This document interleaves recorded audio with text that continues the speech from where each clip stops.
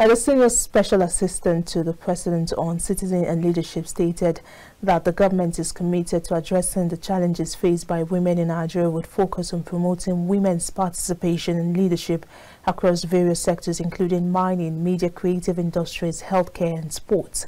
Speaking on behalf of the senior special assistant Latifa Issa, along with the executive director of the Dorothy Njemanze Foundation and other stakeholders at the unveiling of the National Compendium of Sector-Specific Solutions for Inclusive Leadership in Nigeria, emphasized the need for balanced gender representation in key appointments.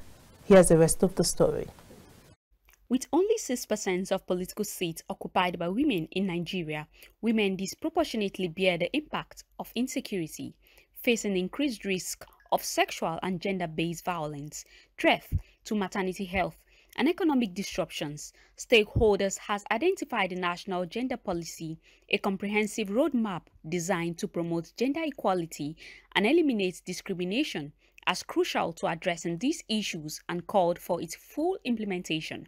The representative of the Senior Special Assistant to the President on Citizen and Leadership, Latifa Issa, began with discussion on the National Gender Policy, which aims to achieve a 50-50 gender balance at all levels of government from junior to management positions. Action, the office is going to be engaging other civil society organizations that are working in this space to ensure the participation of more women in political process in governance, and also we're partnering with the National Assembly on an initiative that is coming up to ensure that the gender bills are passed in the Senate, and also we are converging, like I said earlier, the 16 days of advocacy against gender-based violence, which women are on the receiving end.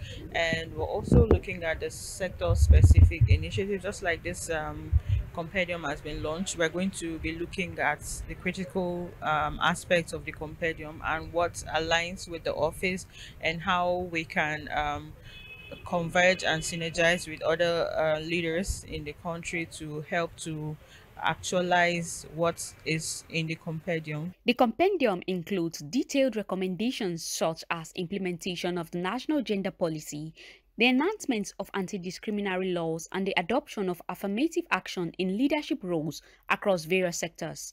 The executive director of the Dorothy Njemanze Foundation further called for collaboration with civil society to build sustained momentum towards gender democracy in Nigeria. That exists. Housing schemes, for instance, how many of them are accessible to women? What kind of collaterals are accessible to women? Which kind of women are able to access those kind of things? Who votes more? The rural woman. What are the things accessible to the rural woman? You know, and what are the realities of the rural woman? What will the rural woman want? What will the rural farmers want? What will the intersex persons, who are persons that are neither, you know, fully female or fully male? But they naturally just have, you know, features of multiple genders or not any particularly defined gender. So what will those people need to enjoy the leadership? Those people vote. Everybody votes. What will the persons with disabilities need?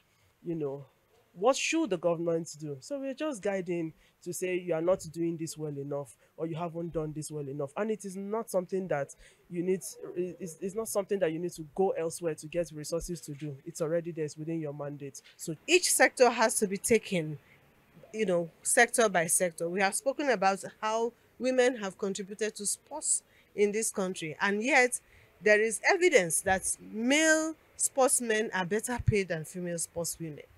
It's simply a show of patriarchy, of inequality and inequity.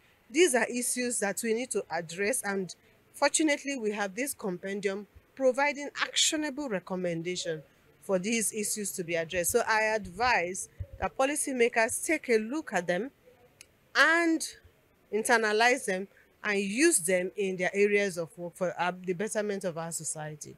The government's commitment to addressing mental health issues affecting women has also highlighted with particular emphasis on the unique challenges faced by younger women.